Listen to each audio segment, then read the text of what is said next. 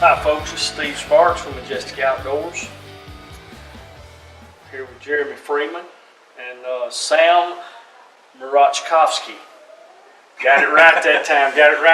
We had about a 3-hour drive up here. I got to practice that name. Yep. Sam's been involved with us now for about 4 years, 3 or 4 years, somewhere in there. Yeah, about that time. Yeah. Well, we come up to beautiful Florence, Alabama. Great friend of ours this weekend with Outreach Outdoors. Staying at the Sportsman's Lodge, Mr. Curtis Louie and Miss Ginger. Great folks. Beautiful place they have here. It's just breathtaking. We don't even have time to show you all the scenery here, but it's gorgeous. So anyway, we come up here and went on our first turkey hunt this morning. Yes, sir, we did. I'll let Sam tell us a little bit about his turkey hunt. Well, started off the morning before the sun came up, hearing turkeys. On the front porch here, right? Right. 4:41 this morning. Yeah. That big bright full moon. You mean a flashlight? Well, flashlight. That's right. God's flashlight, right? Came off the power lines and heard one gobble. Walked in the woods. Started looking for him. Heard him gobble again. Went in, how far would you say we went in? We probably went in a quarter of a mile, half a mile, somewhere in there. Too far. But climbing them hills. Felt a lot longer than it did. Didn't see a turkey today, but definitely did hear one. Yeah, definitely heard one. Boy, was I excited. Boy, was you excited. That's right. I looked over at you one time and you was just, Where's he at? Where's he at? You was all pumped up, wasn't you? I was ready to hit him in the face. And nothing like getting on that first bird. Man. Is that first good hunt you've been on? Yes, sir. Yeah. How many times have you turkey hunted? This is my second time. Second time. Yes, sir. First time was youth hunt last year. Yeah. At Majestic. Oh, cool. Good deal. Jeremy had a little excitement over where they was at this morning. Yeah, we had 3 birds gobble, but they gobbled just enough to let us know they was there. Yeah. They didn't give us nothing to go off of, and we couldn't really get on them. But we did hear some birds, and we had a good time. Good deal. Well, hopefully in the morning maybe we can score on something. Maybe get some video footage of that. Not just the owls. Tell us about the owls there, Sam. Well, Mr. Owl Man, goes like this. We was calling some owls. No, we was calling turkeys. Well, we was calling turkeys, but we was using the owl calls, your mouth. Yeah. And one flew over. Next thing I hear, you can start calling. I see another one fly over. Usually, 20 minutes, mess around. Then we have 3 of them going. No turkeys though. No turkeys. The owls can make some atrocious noise, can't they? Yeah. I didn't know all about that. I just knew about the ooh. Yeah. Not about the Yeah. I thought he was dying. So what's the alcohol you use this morning? Yeah. Well, I used a variety of calls this morning. Couple of them. First one I done was just old single note owl to try to locate a gobbler. Just kind of set out with a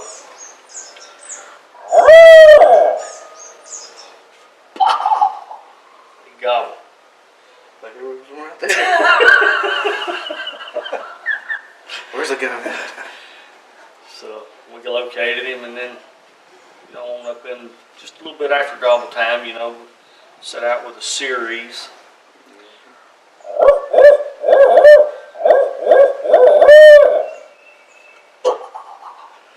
Bang on it. Well, this one owl kept hearing him off to the left, and he sounded like he wanted to play a little bit. So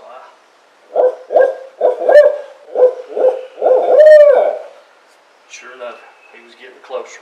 He'd sound off. And I'd go back at him again. I'd turn and make him think I was over here in another tree.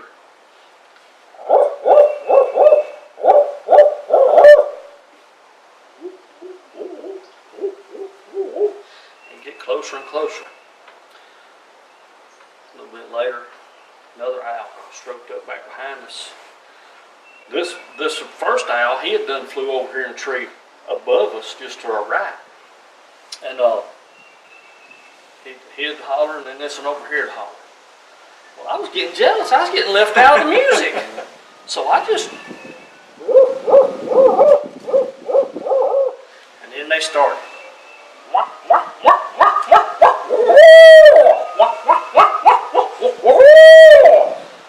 And it was just back and forward, wasn't it? And what A good half hour. good half hour. Got the owls going. Did Oh, the turkey boy, start the whole talking show. after that? You know, he gobbled a few times and I quit. just kind of quit. And then we heard the hen come in. It just, everybody loves to have that happen to them. Oh, yeah. You know, he, pop, away he went. And then, you know, so that pretty much wound us up. And then Jesse McGee with Outreach Outdoors that we was hunting with, he took us on up the mountain, down the mountain, across the creek, through the fence, up the mountain, to the power line, Back through the fence again. back through the fence again, across the swamp. Took us on a little journey, walked about 2.25 miles, I guess it was. So, but it's still a good morning. Oh, yeah. Good morning. Nice and calm. I wouldn't say it was really cool because the time I got where we was at, I was Oh, me too. sweating. I was sweating. I tell you what, any morning in the turkey woods Whew. can't be beat. That's almost like being at the gates of heaven, ain't it? Absolutely. Man, oh man, ain't nothing like it in Turkey Woods. Nothing like it. So, well, tell us about y'all's hunt. Well, we got in there and Who was you hunting with? I was hunting with Donnie. Donnie Outreach Hines? Outdoors. Mm-hmm. He took us out on some of his property, and we parked and walked out probably a quarter of a mile or so, stopped to listen. Heard one bird gobble, he way off in the distance. And we started back towards him, we stopped to listen again. Another one gobbled way back where we just come from. We stopped, we was going to sit there and wait him out and see if that other bird was going to gobble anymore. He never did make any more sounds, so we started all the way back towards the truck where this other bird gobbled from. We get back to the truck, that bird's done hushed on us. He wouldn't talk anymore. We finally hear another one way off in the distance down another trail, so we started down that trail and got out there. We basically just set the hunt out there, sat on the green field, put some decoys up, and never did hear really anything else. And just hung out, Just hung out. had a good time. Yep. Got to hear some birds and fellowship. Yeah. Yep. Good fellowship. That's what. That's really I think that's what turkey hunting's all about, especially when you can go with a buddy. Yeah. You know, as you developing that relationship and gives you a chance to talk about what the Lord's doing in your life. You know, it's just you can't get no better than surrounding than No. being in God's creation. You know, and it's just something about it that really draws turkey hunters together in that fashion. Yeah. It's not all about killing the bird. Now, don't get me wrong, It's we fun. like to kill the bird. We like to blow the beak around the backside of their head. But, it's developing them relationships, man, that can last a lifetime. Absolutely. You know, a turkey kill just lasts for a little while, and you can remember it. But them relationships, that's what it's all really, about. yeah, that's what it's all about. So, and then we come back to Sportsman's Lodge here, and went to this little hole-in-the-wall restaurant. And What was the name of that place? I can't remember. Cooley's. Cooley's. Cafe. Cooley's Cafe. And Well, they serve some catfish, don't they? Lord have mercy. Let me just tell you what, I thought I was just ordering some catfish fillets. There was 12 pieces of catfish on my plate. A whole catfish, basically. More than a whole catfish, that was 2 or 3 catfish. And French fries and hush puppies and coleslaw and bottomless, endless sweet tea. And I couldn't finish it all. I mean, I'm a pretty good sized fella, and I can eat a lot. But I think I left 5 pieces in that basket. Big old plate. That was a ginormous plate. That's pretty good food over there. Yeah, it was great food. And most of the time, them little hole-in-the-wall places out in the country, That's Best eating ever. best eating ever. You know what I'm excited about? What's that? That dinner tonight. That's Oh, right, yes, Outreach sir. Outdoors fundraiser dinner they have every April. I've been up here to it a couple of times, and man, there is a plethora of food, a plethora. And Miss Ginger's in the Sportsman's Lodge right now making up some kind of enchilada casserole. Enchilada casserole, that's what it is. Woo! That's some fine, but you better be hungry when you I go haven't there. tried none of them. I'll have to Yeah, give it a whirl. yeah, it's gonna be delicious. So anyway, I'm looking forward to that. Looking forward to the whole nights of festivities, and hoping Scotty and them can raise them some good funds for what they do up here. Great program they have. You know, we've based a lot of our program at Majestic Outdoors off of what Scotty does here. So I'm glad to be involved with them. You know, we support each other as ministries. There's no competition here between us None at all. two. With some great friendships.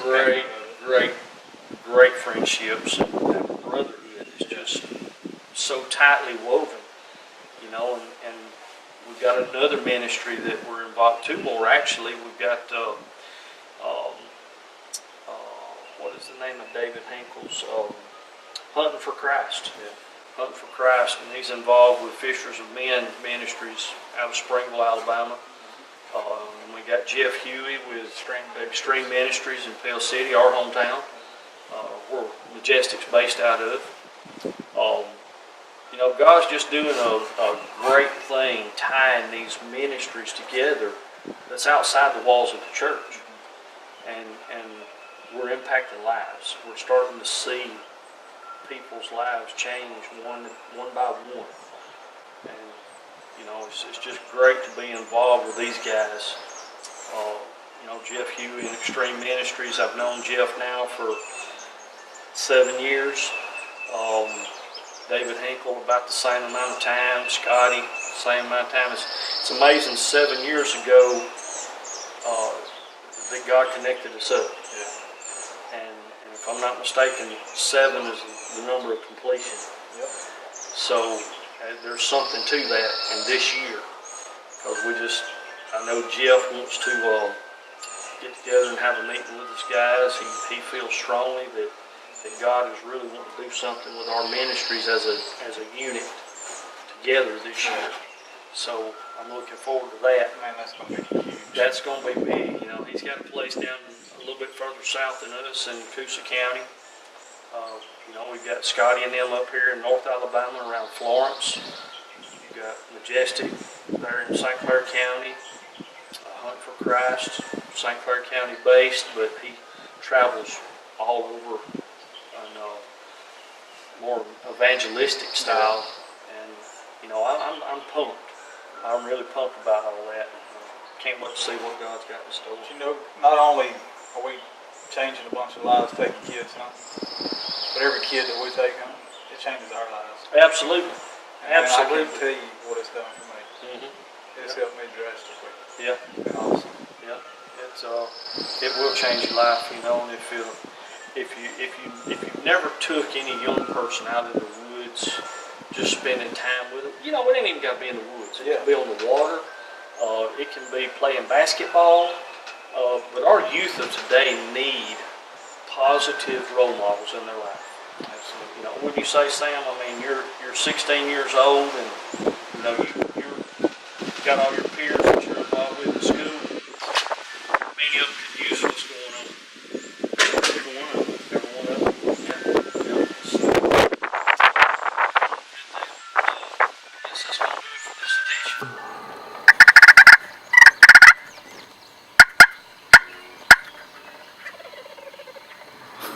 That's a Ridge Rocker, glass over what? It's double glass. Double glass.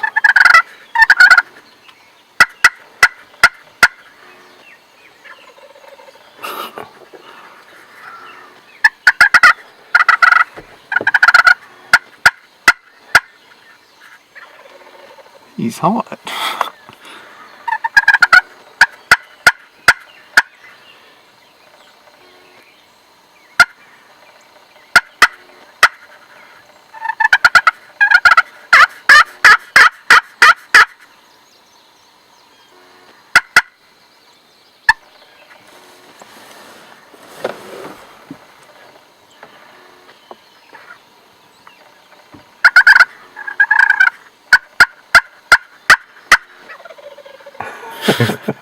I love it. That's a Jake. Is it?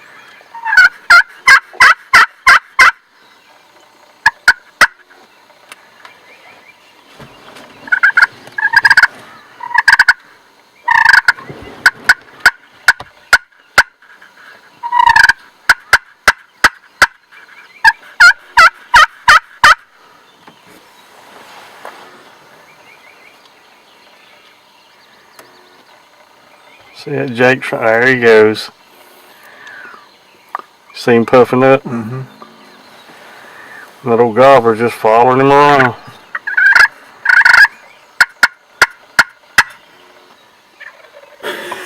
See him stretch that old neck out.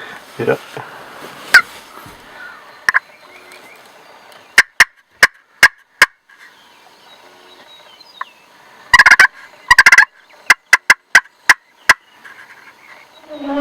Because they have a lot of auctions and things going on for y'all to participate in. This song here is called If I Knew How to Fly. And I wrote this with my dad as well, Billy. And this song means so much to me. And I think we can all relate to that. You know, sometimes in life we sometimes just, you know, get down and out. But you know, the Lord is always there to lift us up. And I just love that about him. He's always there for us. So I really hope y'all enjoy.